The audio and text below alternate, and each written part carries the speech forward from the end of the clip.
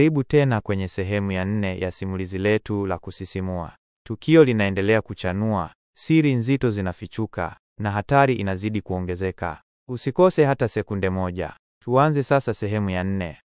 Tulitambaa kimya, maji yakiwa yanatuvutia chini, harufu kali ikichanganyika na hofu. Sauti za mabuti juu ya vichwa vyetu zilionyesha kwamba walikuwa wanatufuata kila hatua. Tulivyoingiza ile data, walijua tumefika kwenye kiini cha ukweli, Amina alisema, sauti yake ikiwa kama mnong'ono wa upepo. Zone K7 ni wapi hasa?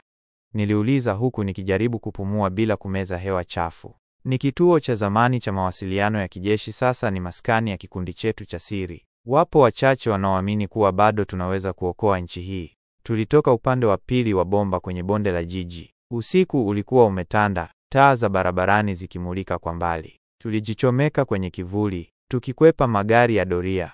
Baada ya dakika 20, tulifika mbele ya lango kubwa la chuma lililokuwa limejaa mizinga ya kamera. Amina alipiga ishara ya kipekee kwenye sehemu ya ukuta. Kelele ya mitambo ikasikika, na mlango ukafunguka. Ndani tulikuta watu watatu wakiwa tayari. Mmoja wao alikuwa na jicho la bandia, mwingine akiwa na bastola mkononi, na watatu akivaa koti jeupe lililojaa nembo ya zamani ya taifa.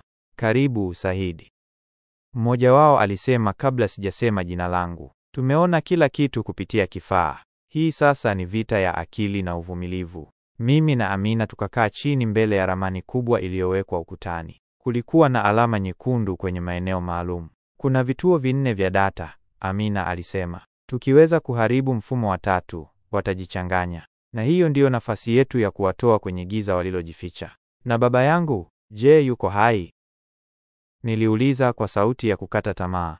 Walitazamana kimya. Kuna taarifa kuwa alikamatwa miaka 3 iliyopita, lakini haijathibitishwa kama bado yuko hai. Nilihisi damu ikipanda usoni. Hofu, hasira na matumaini viliingia pamoja. Na kama yuko hai, nitampata, nilisema kwa sauti ya mwisho. Wote walinyamaza. Vita ilikuwa imeanza rasmi, na mimi sasa nilikuwa sehemu yake.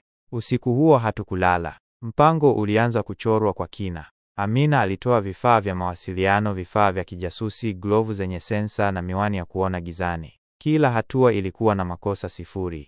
Tutaanza na kituo cha data cha kwanza kilicho kwenye basement ya benki ya zamani ya taifa, Amina alieleza, akionyesha kwenye ramani. Kuna ulinzi wa teknolojia ya hali ya juu, kamera, mitambo ya joto na roboti walinzi. Mimi na Saidi tutaingia kupitia handaki la chini ya barabara. Ninyi wawili mtavuruga mfumo wa nje, mmoja wa wale wanaume akasema. Kila mtu alipokea kifaa cha mawasiliano na picha ya mpango wa jengo. Nilihisi kama askari, japo sikuwa nimewahi kupitia mafunzo yoyote. Lakini sasa moyo wangu haukuwa wa kawaida, ulijaa dhamira ya haki.